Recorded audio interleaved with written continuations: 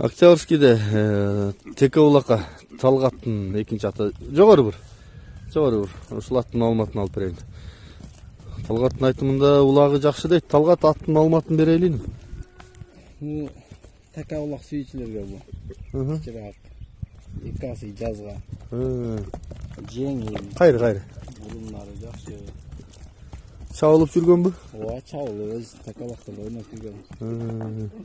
Бул каяктан келген түбү? Бул өзүбүздүн бээлердин малдары. Өзүң эле кол бала экен да? Колдо чабылган. Болбу, бери бур. Жогору кой берчи. Шопур ат мингенби? Жок.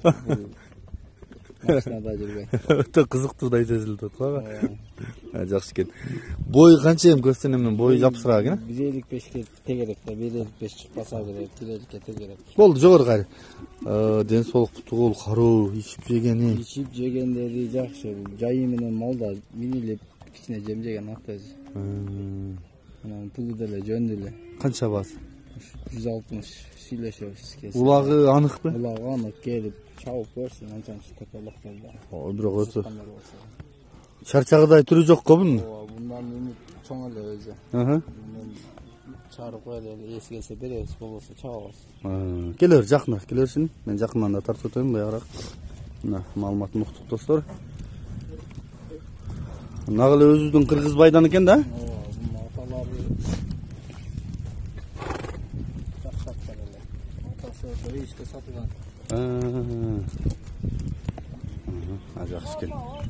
Мынакей достор, мен бул аттын экранга Талгаттын номерин калтырайын. Кимге жакса байланышыңыздар. Чарчабай кечке кубат турган ат экен да бул. Ары бери буруп койчу тегерек.